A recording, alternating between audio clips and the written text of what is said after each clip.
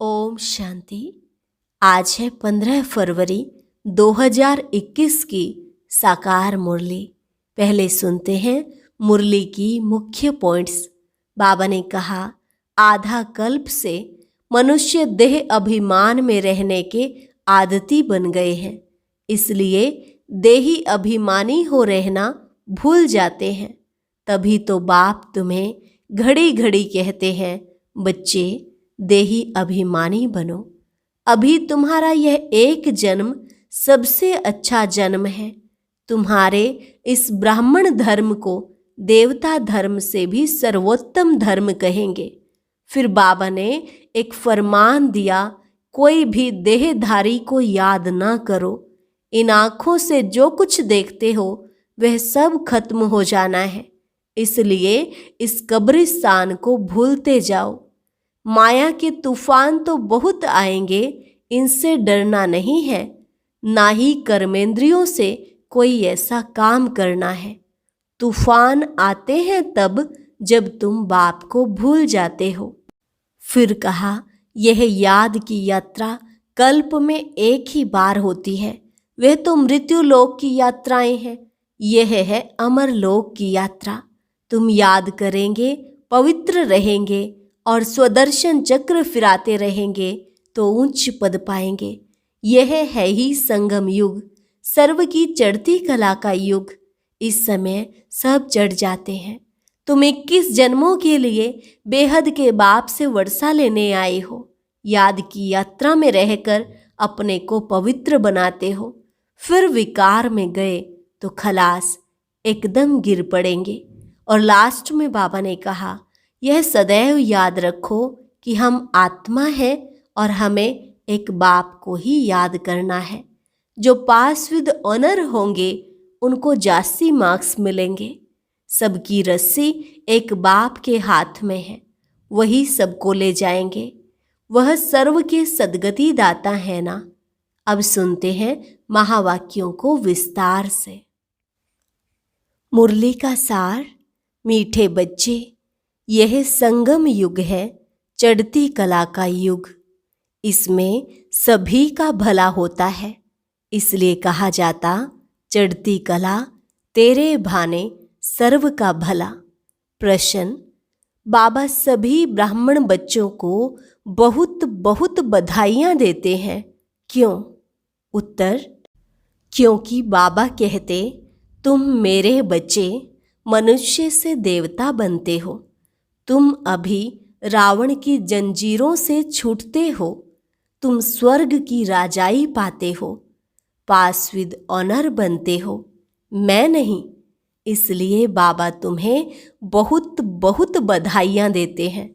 तुम आत्माएं पतंग हो, तुम्हारी डोर मेरे हाथ में है। मैं तुम्हें स्वर्ग का मालिक बनाता हूँ। गीत, आखिर वह दिन आया आज जिसकी राह तकते थे। ओम शांति। यह अमर कथा कौन सुना रहे हैं? अमर कथा कहो, सत्यनारायण की कथा कहो, व तीजरी की कथा कहो, तीनों मुख्य हैं। अब तुम किसके सामने बैठे हो और कौन तुमको सुना रहे हैं? सत्संग तो इसने भी बहुत किए हैं। वहाँ तो सब मनुष्य देखने में आते हैं। कहेंगे फलाना सन्यासी कथा सुनाते हैं, शिवानंद सुनाते हैं। भारत में तो ढेर सत्संग है, गली गली में सत्संग है। माताएं भी पुस्तक उठाए बैठ सत्संग करती हैं, तो वहाँ मनुष्य को देखना पड़ता है। लेकिन यहाँ तो वंडरफुल बात है, तुम्हारी बुद्धि में कौन है? परमात्मा। तुम कहते हो अभी बाबा सामने आया हुआ है। निराकार बाबा हमको पढ़ाते हैं। मनुष्य कहेंगे वह ईश्वर तो नाम रूप से न्यारा है। बाप समझाते हैं कि नाम रूप से न्यारी कोई चीज है नहीं। तुम बच्चे जानते हो, यहाँ कोई भी साकार मनुष्य नहीं पढ़ाते हैं। और कहाँ भी जाओ, सारी वर्ल्ड में साकार ही पढ़ाते हैं। यहाँ तो सुप्रीम बाप है, जिसको निराकार गॉड फादर कहा जाता है। वह निराकार साकार में बैठ पढ़ाते हैं। यह बिल्कुल नई बात हुई। जन्म बाय जन्म तुम सुनते आए हो, यह फलाना पंडित है, गुरु है, ढेर के ढेर नाम है। भारत तो बहुत बड़ा है। जो भी कुछ सुनाते हैं, समझाते हैं, वह मनुष्य ही है। मनुष्य ही शिष्य बने हुए हैं। अनेक प्रकार के मनुष्य हैं। फलाना सुनाते हैं, हमेशा शरीर का नाम लिया जाता है। भक्ति मार्ग में निराकार को बुलाते हैं कि हे पतित पावन आओ। वही आकर बच्चों को समझाते हैं। तुम बच्चे जानते हो कि कल्प कल्प सारी दुनिया जो पतित बन जाती है, उनको पावन करने वाला एक ही निराकार बाप है। तुम यहाँ जो बैठे हो, तुम्हारे में भी कोई कच्चे हैं, कोई पक्के हैं, क्योंकि आधा कल्प तुम देह अभिमानी बने हो। अब देही अभिमानी इस जन्म में बनना है। तुम्हारी देह में रहने वाली जो आत्मा है, उनको परमात्मा बैठ समझाते हैं। आत्मा ही संस्कार ले जाती है। आत्मा कहती है ऑर्गन्स द्वारा कि मैं फलाना हूँ, परंतु आत्म अभिमानी तो कोई है नहीं। बाप समझाते हैं जो इस भारत में सूर्यवंशी चंद्रवंशी थे, वही इस समय आकर ब्राह्मण बनेंगे, फिर देवता बनेंगे। मनुष्य देह अभिमानी रहने की आदती है। देही अभिमानी रहना भूल जाते हैं। इसलिए बाप घड़ी घड़ी कहते हैं देही अभिमानी बनो। आत्मा ही भिन्न भिन्न चोला लेकर पार्ट बजाती है। यह है उनके ऑर्गन्स। अब बाप बच्चों को कहते हैं मन मना भव। बाकी सिर्फ गीता पढ़ने से कोई राज्य भाग्य थोड़े ही मिल सकता है। तुमको इस समय त्रिकालदर्शी बनाया जाता है। रात दिन का फर्क हो गया है। बाप समझाते हैं मैं तुमको राजयोग सिखाता हूँ। कृष्ण तो सतयुग का प्रिंस है। जो सूर्यवंशी देवताएं थे, उनमें कोई ज्ञान नहीं। ज्ञान तो प्राय लोप हो जाएगा। ज्ञान है ही सदगति के लिए। सतयुग में दुर्गति में कोई होता ही नहीं। वह है ही सतयुग। अभी है कलयुग। भारत में पहले सूर्यवंशी 8 जन्म, फिर चंद्रवंशी 12 जन्म। यह एक जन्म अभी तुम्हारा सबसे अच्छा जन्म है। तुम हो प्रजापिता ब्रह्मा मुख वंशावली। यह है सर्वोत्तम धर्म। देवता धर्म सर्वोत्तम धर्म नहीं कहेंगे। ब्राह्मण धर्म सबसे उच्च है। देवताएं तो प्रारब्ध भोगते हैं। आजकल बहुत सोशल वर्कर हैं। तुम्हारी है रूहानी सर्विस, वह है जिस्मानी सेवा करना। रूहानी सर्विस एक ही बार होती है। आगे यह सोशल वर्कर आदि नहीं थे। राजा रानी राज्य करते थे। सतयुग में देवी देवता थे। तुम ही पूज्य थे, फिर पुजारी बने। लक्ष्मी नारायण द्वापर में जब वाम मार्ग में जाते हैं तो मंदिर बनाते हैं।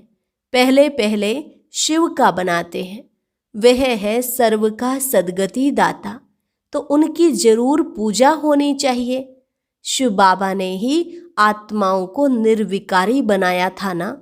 फिर होती है देवताओं की पूजा। तुम ही पूज्य थे, फिर पुजारी बने। बाबा ने समझाया है चक्र को याद करते रहो। सीढ़ी उतरते उतरते एकदम पट पर आकर पड़े हो। अब तुम्हारी चढ़ती कला है। कहते हैं चढ़ती कला तेरे भाने सर्व का भला। सारी दुनिया के मनुष्य मात्र की अब चढ़ती कला करता हूँ। पतित पावन आकर सबको पावन बनाते हैं। जब सतयुग था तो चढ़ती कला थी और बाकी सब आत्माएं मुक्ति धाम में थी। बाप बैठ समझाते हैं मीठे मीठे बच्चों, मेरा जन्म भारत में ही होता है। शिव बाबा आया था, गाया हुआ है, अब फिर आया हुआ है। इसको कहा जाता है राजस्व अश्वमेध अविनाशी रुद्र गीता ज्ञान यज्ञ। स्वराज्य पाने के लिए यज्ञ रचा हुआ है। विघ्न भी पड़े थे, अब भी पड़ रहे हैं। माताओं पर अत्याचार होते हैं। कहते हैं बाबा हमको यह निर्वस्त्र करते हैं, हमको यह छोड़ते नहीं हैं, बाबा हमारी रक्षा करो। दिखाते हैं द्रौपदी की रक्षा हुई। अभी तुम 21 जन्मों के लिए बेहद के बाप से वर्षा लेने आए हो। याद की यात्रा में रहकर अपने को पवित्र बनाते हो, फिर विकार में गए तो खलास, एकदम गिर पड़ेंगे। इसलिए बाप कहते हैं पवित्र जरूर रहना है। जो कल्प पहले बने थे वही पवित्रता की प्रतिज्ञा करेंगे। फिर कोई पवित्र रह सकते हैं, कोई नहीं रह सकते हैं। मुख्य बात है याद की। याद करेंगे, पवित्र रहेंगे और स्वदर्शन चक्र फिराते रहेंगे तो फिर उच्च पद पाएंगे। विष्णु के 2 रूप राज्य करते हैं ना, परंतु विष्णु को जो शंख चक्र दे दिया है वह देवताओं को नहीं था, लक्ष्मी नारायण को भी नहीं था। विष्णु तो सूक्ष्म वतन में रहते हैं, उनको चक्र के नॉलेज की दरकार नहीं है। वहाँ मूवी चलती है। अभी तुम जानते हो कि हम शांति धाम के रहने वाले हैं। वह है निराकारी दुनिया। अब आत्मा क्या चीज है वह भी मनुष्य मात्र नहीं जानते। कह देते आत्मा सो परमात्मा। आत्मा के लिए कहते हैं एक चमकता हुआ सितारा है जो भ्रिकुटी के बीच रहता है।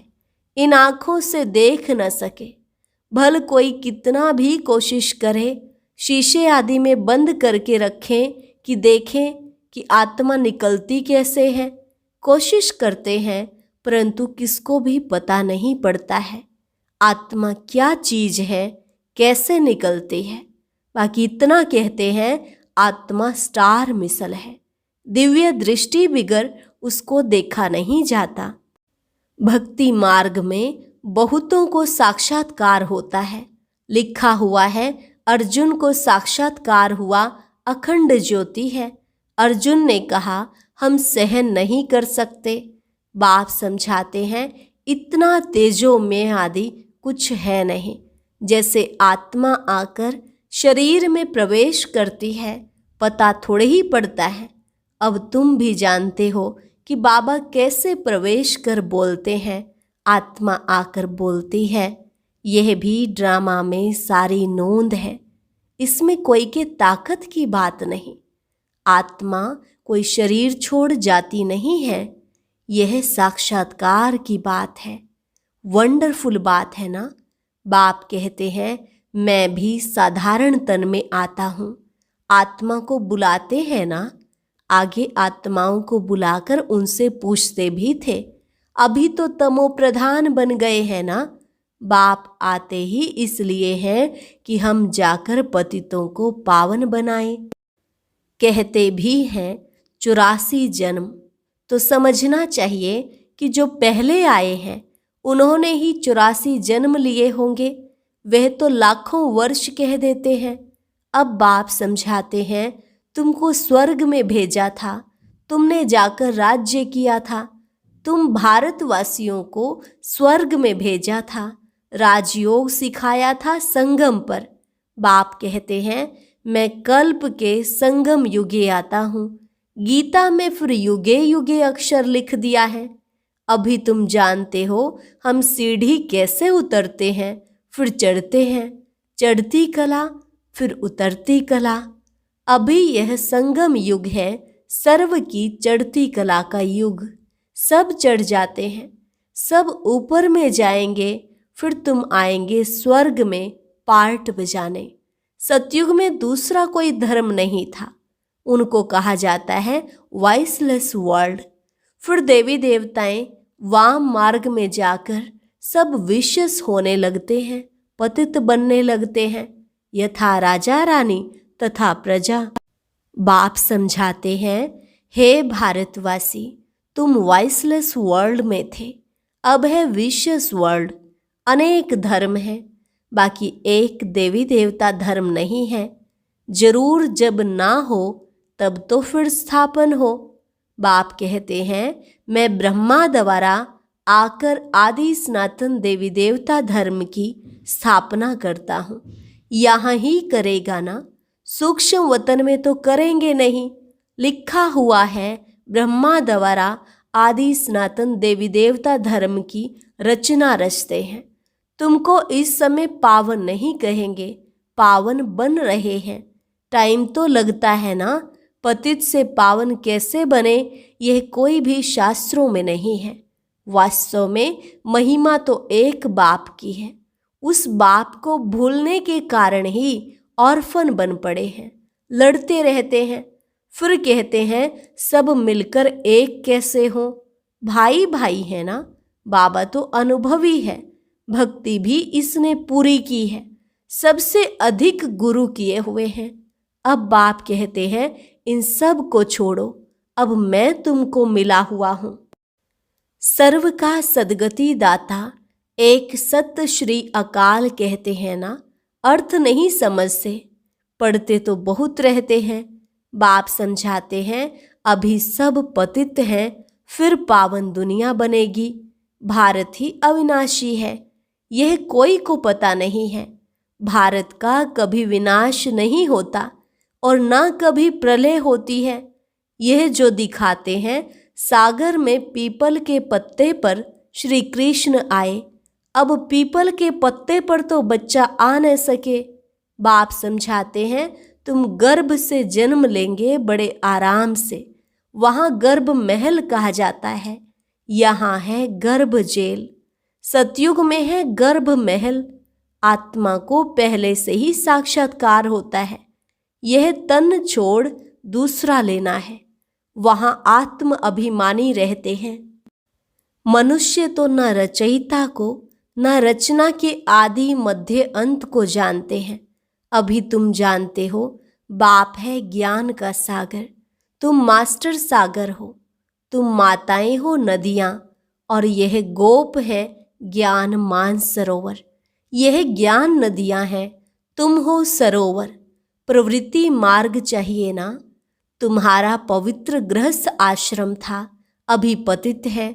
बाप कहते हैं यह सदैव याद रखो हम आत्मा हैं, एक बाप को याद करना है।